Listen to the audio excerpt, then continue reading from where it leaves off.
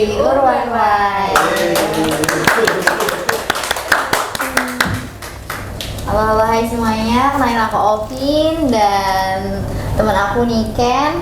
Halo semuanya, aku Niken. Ketemu lagi kita di podcast Urban Life. Ini episode kita ketiga nih. Kita kedatangan tamu jauh banget dari Jakarta. Udah janji dan kita jauh-jauh hari buat ngobrol sama kita. Wah seriusan nih, jauh-jauh dari Jakarta ke Purwokerto cuma mau ngobrol sama kita? Iya serius, langsung aja mungkin kita kenalin Pak Dr. Insinyur Bambang Siswaji, MSI selaku Direktur Utama PTPN Investment Management. Terima kasih. Halo Pak, gimana nih untuk kesan pertama Bapak ke Unsud? Ini pertama atau sebelumnya sudah pernah nih Pak? Sudah pernah dulu zaman masih mahasiswa nengokin temen kesini, ternyata masih bagus, masih asri, bersih. Jadi kepengen tinggal di sini tuh. Berarti untuk sekarang domisili Bapak menetap di Jakarta. Iya. Nah mungkin kita juga kedatangan tamu, kedatangan mahasiswa berprestasi. Wow, keren banget sih. Berlebihan. Ada Kak Lena Aldi, LK Kenrik, halo Kak Aldi. Ya, halo semuanya. Halo Pak. Kali lagi sibuk apa nih Kak sekarang?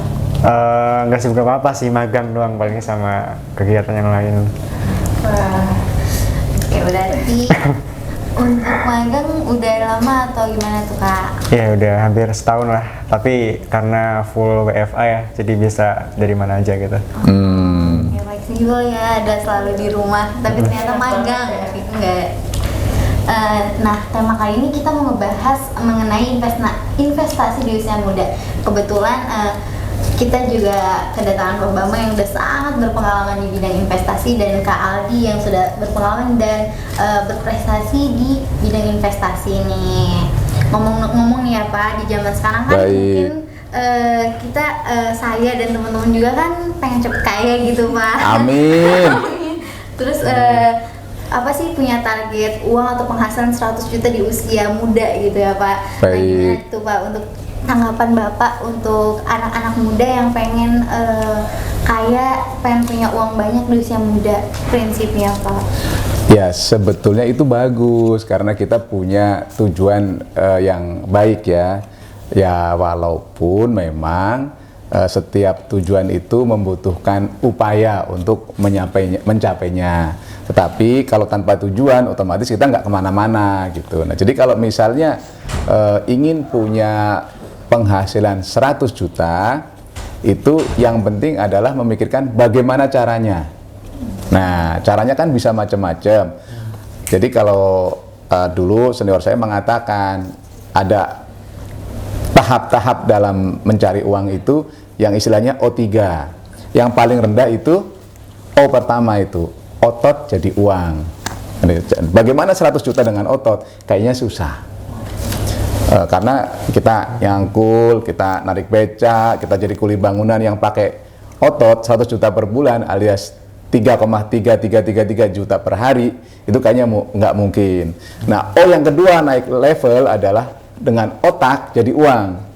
Mungkin kalau kita punya otak yang baik, otak yang cerdas, otak yang smart, mungkin kita bisa jadi karyawan atau memiliki usaha dengan berputar otak, tetapi yang stay konstan, tidak pernah rugi 100 juta per bulan, itu juga agak susah. Kalau hanya dengan otak saja, mungkin perlu digabung dengan level tertinggi, yaitu O yang ketiga, oyang menjadi oyang, uang menjadi uang. Nah, jadi kalau ingin 100 juta itu, kita selain menggunakan otot, sedikit aja mungkin, karena kita tetap perlu otot, tapi butuh otak dan butuh uang untuk menghasilkan uang. Nah, yang terakhir itu kita harus berinvestasi untuk bisa dapat maksimal penghasilan itu. Itu juga lebih cepat dan lebih apa ya? Tapi memerlukan otak juga. Memerlukan otak juga tetap, betul. Tapi jangan banyak otot. sedikit aja ya Pak. Iya. Kalau dari Kak Aldi sendiri gimana nih? Pernah nggak punya target kayak gitu atau mungkin target Kak Aldi yang lain? Oh, untuk 100 juta pertama di usia 20 gitu Iya. ya. Sebenarnya mungkin itu impian semua anak muda ya, tapi benar seperti kata Bapak, kita harus bisa pakai tadi itu O3 ya Pak, dari otot sama investment gitu. Mungkin kalau misalnya menurut saya, kalau misalnya untuk mencapai 100 juta pertama di usia muda, mungkin bagi kebanyakan orang juga banyak yang kayak financial literacy-nya itu masih kurang gitu. Misal itu dia pengennya tuh kerja terus, jadi tanpa ada investment. Itu kayaknya kalau misalnya menurut saya agak kurang possible sih kalau misalnya itu untuk mencapai target 1 juta pertama di usia yang masih muda gitu. Tapi dengan ada investasi itu bakal istilahnya kayak compounding interest kalau nggak salah. Betul. Itu akan mempercepat kita mencapai 1 juta pertama gitu. Tapi untuk saya sendiri lebih prefer untuk kayak mengkosongkan tabungan tapi memperbanyak value gitu untuk diri kita gitu. Misal contoh ikut kayak sertifikasi, ikut bootcamp atau ikut kayak sertifikasi investment banking mungkin ya Pak. Betul.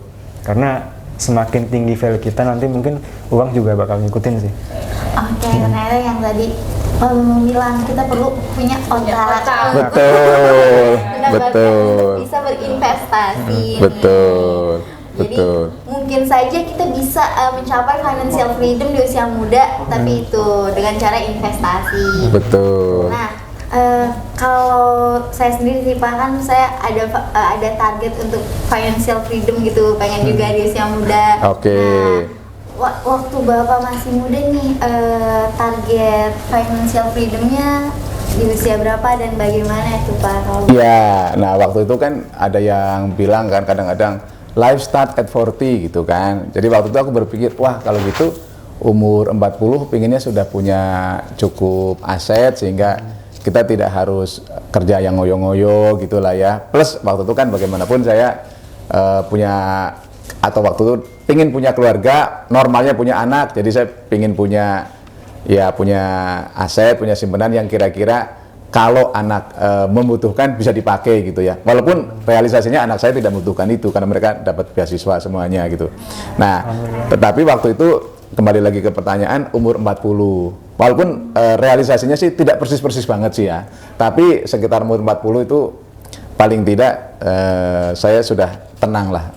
Ada cukup aset yang kalau naudzubillah min dzalik misalnya saya dalam pekerjaan ada masalah atau apa, itu tenang, tidak harus nganggur dan memikirkan beban yang tidak terbayar gitu. Karena untuk hidup rutin saja itu sudah ada investasi gitu.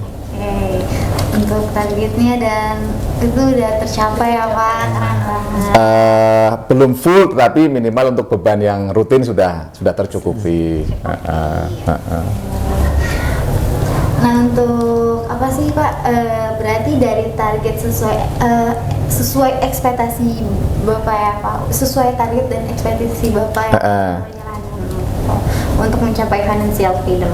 Iya, misalnya gini nih teknisnya. Misalnya waktu mahasiswa kita umur let's say 22 tahun lah ya. 22 tahun. Kita bisa hitung begini, kalau saya ingin mencapai financial freedom let's say umur 40 misalnya ya, umur 40 kan berarti ada waktu sekitar 18 atau katakanlah 20 tahun gitu ya. Nah, kita ingin set kalau misalnya untuk hidup yang minimal, yang rutin, yang harus kita jaga misalnya, misalnya saja contoh lah 2 juta sebulan untuk setiap orang gitu ya. Mungkin kan tentu itu hidup sederhana mungkin ya, tapi let's say 2 juta sebulan. Kalau suami istri berarti let's say 4 juta. Tapi itu kan 4 juta untuk sekarang. Mungkin 20 tahun lagi 4 juta itu mungkin udah 10 juta misalnya nilainya kan. Untuk hidup dengan standar 4 juta mungkin nanti itu udah sama dengan mengeluarkan 10 juta. Nah, 10 juta itu adalah per bulan kan? Berarti kalau setahun berarti 24 juta. Nah, bagaimana menghasilkan 24 juta tanpa kita harus bekerja ngoyo, kita bisa bekerja dengan senang hati aja. Misalnya 24 juta itu dihasilkan dari let's say 5% dari investasi kita, berarti harus 24 juta kali 20. Berarti 480 ya, misalnya itu cara ngitungnya seperti itu. Itu contoh yang paling yang sederhana itu begitu gitu. Itu berarti agar bisa menghasilkan 2 juta per bulan alias 24 juta setahun. Kalau mau suami istri misalnya atau sama pacar, kan kalau cowok kayaknya kita harus nanggung pacar ya. Walaupun dia mungkin dia sih akan tetap bekerja sendiri, tapi kita sendiri harus punya tanggung jawab itu kan. Kalau nggak kepake nggak apa-apa juga. Berarti kita butuh 1 miliar gitu 2 kali. Berkeluarga kurang lebih 1 miliar. Nah, gitu. Jadi kita sebagai anak muda tuh harus makin siap ya buat melalui proses itu buat Betul. miliar, ya. Nah, Betul. kalau dari Kak Aldi sendiri nih, apa aja sih yang udah disiapin untuk mencapai targetnya itu? Aduh, apa ya? Saya mungkin masih kecil ya, darahnya juga masih kecil kan, terus ya paling untuk sekarang ini masih buat apa ya, kayak budgeting lah, kayak misal pakai yang rules yang 50, 30 sama 20 gitu, yang itu juga bisa. Terus tapi untuk sekarang ini saya masih apa ya, fleksibel sih, untuk kayak sekarang kan masih hidup sama orang tua juga kan, jadi hampir kayak pendapatan per bulan mungkin bisa 90% gitu alokasi buat investment atau saving gitu. Tapi yang pertama ya untuk anak muda yang penting ini sih, neken pengeluaran gitu kan, apalagi sekarang generasi milenial kan doyan banget buat jajan sama beli gadget gitu-gitu kan.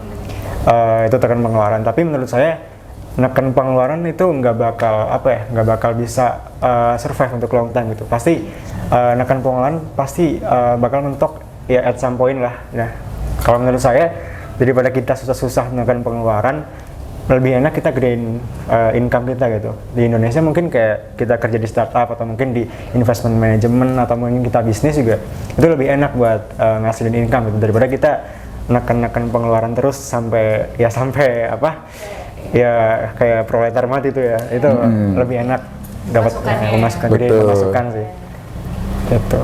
Berarti meminimkan gaya hidup ya? Gaya hidup. Iya. Lebih banyakin investasi. Nah, yang tadi ini Pak, saya jadi kepikiran nih, kata Bapak tadi kan laki-laki tuh menanggung beban seorang perempuan ya kan?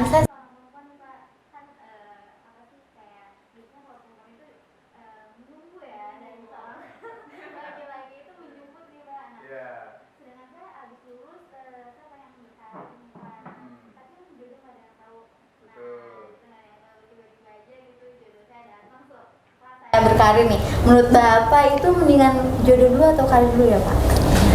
Nah, memang jawaban itu mungkin jawabannya bisa beda antara laki-laki dan perempuan. Karena ini, walaupun ini moga-moga tidak kedengaran diskriminasi ya. cuman bagaimanapun kondisi sosial di kita itu, kalau laki-laki itu kan harus mengemban tanggung jawab. Jadi kalau menurut saya laki-laki itu, walaupun nanti mungkin istrinya dia tidak harus jadi beban suaminya, karena wanita sekarang kan juga pada mandiri, tapi dari si laki-laki menurut saya dia harus siap untuk mengemban tanggung jawab. Jadi kalau buat laki-laki menurut saya harus siap dulu untuk sebelum kasarnya menikah. Kan kalau kebetulan, mohon maaf saya Islam, kan juga ada dalilnya bahwa kita jangan sampai meninggalkan keturunan yang lemah secara ekonomi gitu ya, nanti ya tidak baik gitu. Jadi lebih baik kita siap dulu, mapan dulu, dan kalau memang sudah tidak tahan kan disuruh puasa ya. Iya. Kalau sudah mampu baru menikah kan gitu. Tapi mungkin buat wanita tetap bagus, tetap harus berusaha untuk mandiri, tetapi kalau ada pinangan datang jangan dilewatkan juga gitu. Paling tanyakan calonnya itu sudah mampu atau belum gitu. Kalau belum harus sama-sama mampu dulu. Ini sekedar cerita ya. Kalau di Hong Kong karena misalnya rumah itu sangat susah, begitu cowok menembak cewek itu ditanyain sudah punya tempat tinggal belum gitu. Jadi jangan sungkan menanyakan itu menurut saya, apakah benar-benar sudah mampu untuk mengajak misalnya ke jenjang yang lebih serius gitu. Jadi menurut Bang tuh untuk laki-laki itu karir dulu, karena laki-laki yang akan memimpin di sebuah keluarga. Betul. Seorang perempuan akan ditanggung oleh laki-laki. Betul. Mungkin nih kalau dulu Bapak lebih memilih karir dulu berarti Pak dibanding jodoh. Nah, saya itu unik banget. Jadi saya dulu lagi berkarir di MNC, pacar ngajak nikah. terus saya mengatakan saya ini belum siap gitu, tapi katanya nggak apa-apa ya. Tapi misalnya jadi kebetulan saya kerja pertama di multinational corporation, di oil company. Ada teman juga sama-sama ITB, sekedar gambaran, moga-moga ini tidak terlalu sombong ya. Jadi beberapa kali gajian, teman saya langsung beli mobil, waktu itu beli Starlet ya, tahun 90-an gitu. Saya kepikiran, wah kalau saya beli mobil nanti depresiasinya cepat turun nilainya. Saya beli tanah dan rumah setengah jadi. Dari beberapa kali gaji, jadi kegambar ya. Tapi ada tanah waktu itu 100 meter, rumah sudah jadi tapi finishingnya belum gitu. Nah habis itu waktu itu saya deposito, kan setiap kali gaji deposito. Jadi pacar udah tahu berapa asetnya gitu. Ketahuan. Iya. Plus satu lagi rahasia, saya tamat mahasiswa itu kan ada buku kenang-kenangan itu. Ucapan teman-teman saya itu dibilang saya termasuk saat itu milioner karena saya menang beberapa kali lomba plus jangan keras-keras ya, mengerjakan proyek sama dosen. Jadi aku merasa belum siap, tapi kata pacar udah nggak apa-apa, nikah aja, ya udah gitu. Jadi belum siap tapi tabungannya sudah siap. Investasi sejak mahasiswa. Oke, dari pengalamannya Pak Bambang itu seru banget nih. Ngomong-ngomong untuk Kak Aldi nih udah punya doi belum nih? Diofisialkan. Nah, ini nih. Nggak, ntar dicek aja di IG lah. Nggak ada kok postingan-postingan gitu. Iya, untuk fansnya Kak Aldi boleh langsung dicek aja IG-nya Kak Aldi. Kalau boleh tahu nih Kak Aldi punya target nikah nggak nih Kak? Umur berapa kira-kira target nikahnya? Habis lulus. Oh bisa. Ini nggak tahu berapa tahun. Dan saya sudah lulus ya, betul. Lulus. Berarti kesimpulannya karir dulu nih ya Kak, baru nikah. Iya. Kayak jodoh itu emang nggak bisa datang sendiri ya, butuh banyak usaha, doa, dan pastinya butuh uang. Kalau ini kan jadi penting juga ya Kak di masa-masa Betul. itu, gitu. Betul. Jadi, iya, Betul. nggak mungkin dong penghasilannya cuma ada di satu tempat aja gitu, pasti kan Betul. harus punya sampingan yang lain. Ya. Aku setuju banget sama apa yang Ikan bilang nih. Kan kemarin aku juga ikut seminar tentang investasi nih Pak. Oh, hebat. Banyak kan jenis investasi ya Pak. Apa aja sih alat investasi yang bisa kita lakukan kalau dari Bapak sendiri? Ya, jadi kalau masyarakat kan melihat investasi itu macam-macam. Misalnya emas, seperti yang dipakai itu bisa juga investasi. Properti bisa jadi investasi. Deposito juga bisa dipandang di investasi. Investasi pasar modal apalagi itu memang investasi, termasuk reksadana. Nah, tetapi mana yang cocok itu kuncinya sebetulnya. Kalau memang benar-benar untuk investasi, sebetulnya saya rekomendasikan yang benar-benar untuk investasi dalam pengertian optimal antara keamanan dan keuntungan itu sebenarnya, dan juga kemudahan, itu sebenarnya reksadana. Tapi kalau yang memang berani mengambil risiko sendiri gitu, uangnya cukup bisa menanggung risiko kalau misalnya naik, turun atau berkurang nilainya, itu bisa ke yang bersifat seperti saham gitu. Tetapi yang penting dari semua itu sebenarnya investasi yang paling aman adalah yang dinaungi oleh peraturan, yang diawasi oleh regulator, dalam hal ini Otoritas Jasa Keuangan. Nah, investasi-investasi yang di luar itu sebetulnya mengandung risiko sangat tinggi. Misalnya, ya mohon maaf kalau mungkin ada sejumlah program forex yang tidak diatur oleh OJK, tidak disupervisi oleh OJK, atau mungkin program-program investasi lain yang kadang di media yang tidak diatur, tidak disupervisi oleh OJK, itu risikonya tinggi karena rawan akan kerugian, bahkan tidak tertutup akan kemungkinan adanya penipuan dan quote-unquote ada risiko yang tinggi mirip-mirip sekelas risiko perjudian. Berarti kita tetap harus milih-milih dalam berinvestasi. Jadi risikonya tinggi dan risikonya rendah. Iya, cari yang rendah, yang aman, yang sehat. Ya, seperti yang udah kita tahu nih, Kak Aldi kan udah sering banget ya ikut-ikut lomba investasi, trading. Nah, kira-kira investasi apa sih yang udah Kak Aldi terapin atau mungkin sampai sekarang masih Kak Aldi terapin nih? Ya, untuk dulu pertama sih karena belum tahu tentang saham ya, bahkan nabung pun susah banget Pak waktu awal kuliah Pak, asli Pak. Kayak bolak-balik ngopi, nongkrong gitu sana sini ya, bahkan nggak kekumpul, nggak bisa nabung per bulan. Tapi semenjak ikut KSPM nih kan ada sharing dan sebagainya dengan Mario dengan. Oh hebat loh, SPM loh. KSPM ya Pak. Oh, oke. KSPM, nah itu kayak kita sharing dengan sekuritas, dengan ya berbagai institusi seperti OJK dan sebagainya. Mulai tahu nih kayak instrumen investasi itu apa aja. Nah setelah itu mungkin saran aku buat kita yang milenial, mending kita harus tahu profil risiko kita dulu tuh. Kita tipe orang yang investasinya itu yang moderate atau yang emang apa namanya kayak lebih konservatif gitu atau lebih cari aman. Nah, kalau misalnya yang konservatif, menurut saya lebih ke apa ya, lebih ke reksadana, karena di reksadana kita tinggal naruh uang atau top up di platformnya, misal di PNM juga bisa ya, ya. Sejago, nah itu kita tinggal naruh uang, nanti uang kita akan di manage oleh si manajer investasi atau MI. Jadi kita tinggal duduk manis doang, nanti uang ngalir ke rekening ya Pak ya, intinya gitu. Betul. Itu kalau yang konservatif. Kalau misal teman-teman yang pengen moderate ya, atau mungkin high risk high return, bisa ke saham, nanti bisa ke berbagai sekuritas yang ada di Indonesia lah bisa.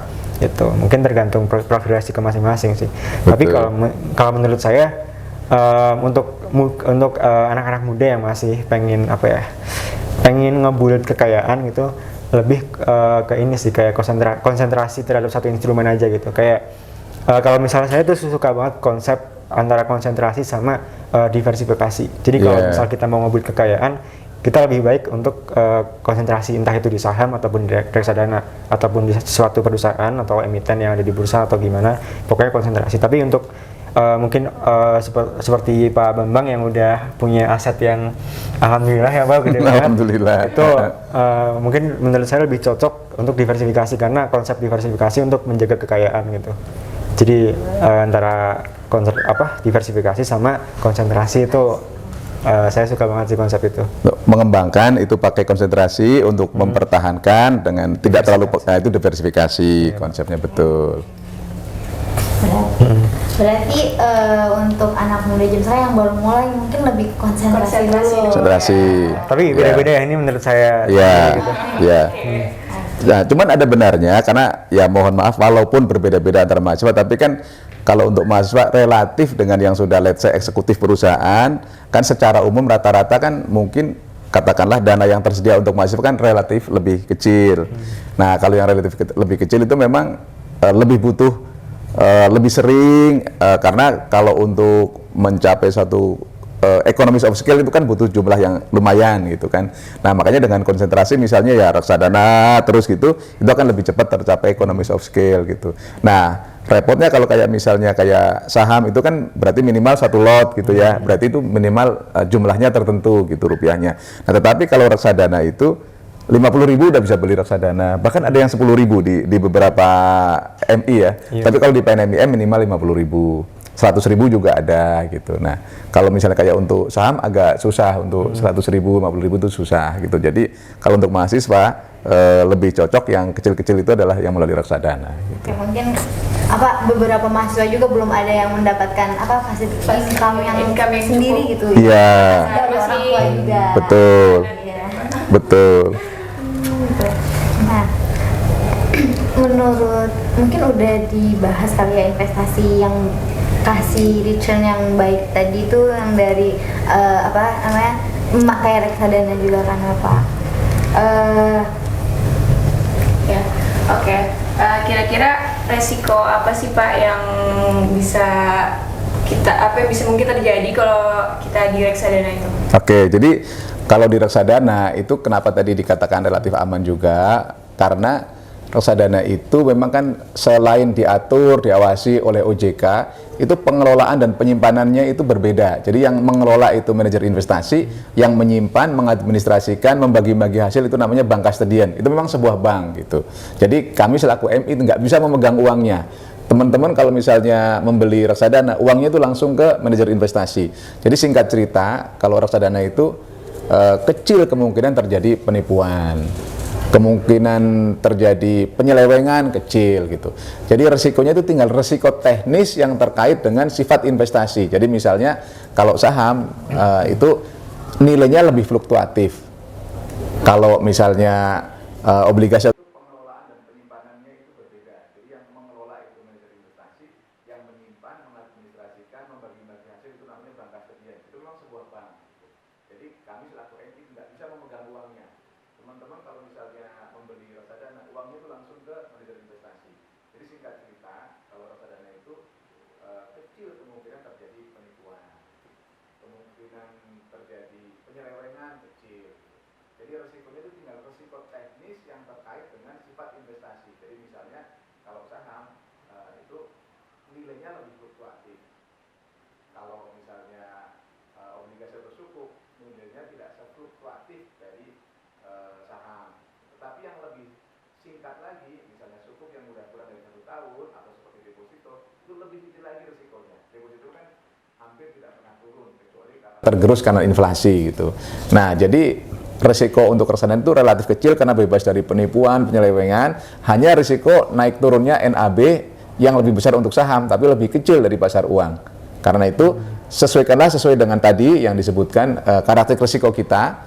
Kalau kita relatif agak bisa mentolerir risiko agak menengah atau tinggi, mungkin bisa membeli reksadana saham. Tapi kalau kita sama sekali tidak ingin ada rugi, belilah reksadana pasar uang. Kalau yang agak sedang-sedang, itu adalah reksadana pendapatan tetap yang isinya obligasi sukuk seperti itu. Jadi bagaimana lagi ke kalian yang ingin mau high risk ya, risknya mau tinggi atau sedang atau rendah gitu. Nah kalau di PT PNM sendiri Pak Jago ini nih Pak, apa sih produk investasinya gitu Pak, apa aja? Nah, memang di PNM Jago ini untuk memasarkan reksadana yang saya katakan tadi resikonya relatif rendah karena insya Allah bebas dari penipuan, bebas dari penyelewengan.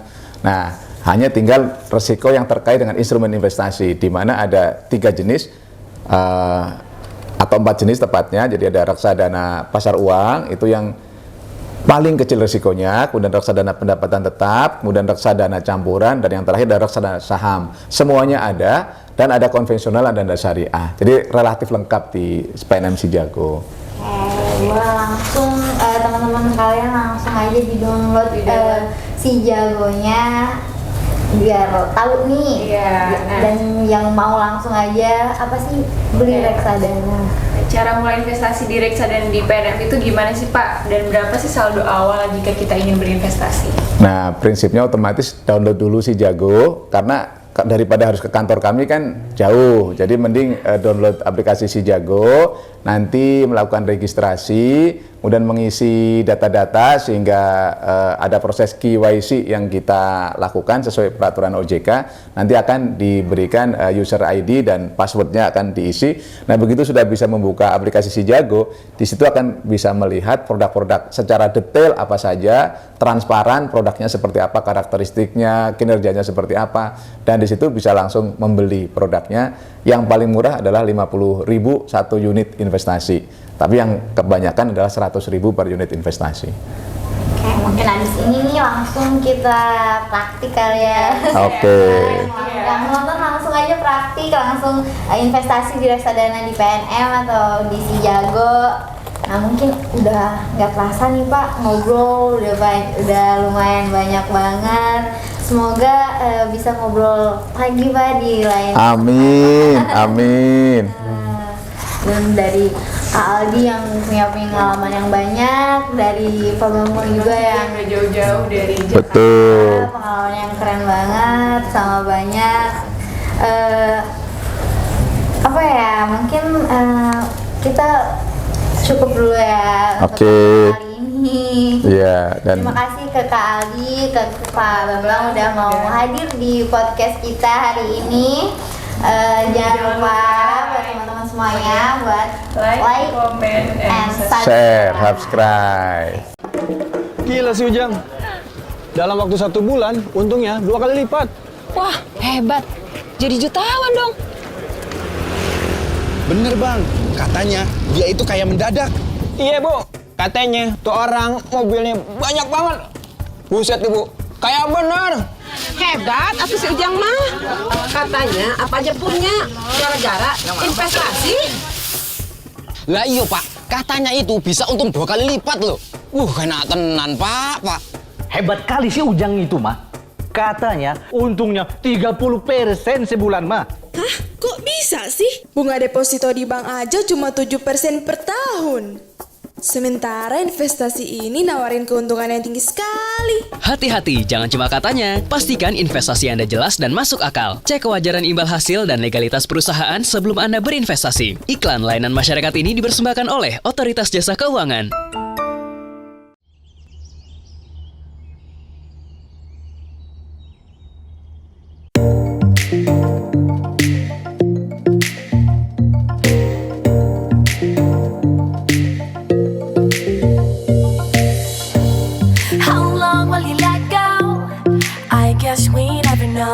Just hold on, keep going on. Why wait if you can't go? I think we both know. Just hold on, you keep going on. You and I living side by side, so be still and take your time. And nothing can stop us, nothing is it's you and I. We living a lively life, oh 'cause it's you and I. Nothing can stop us, no one can stop us.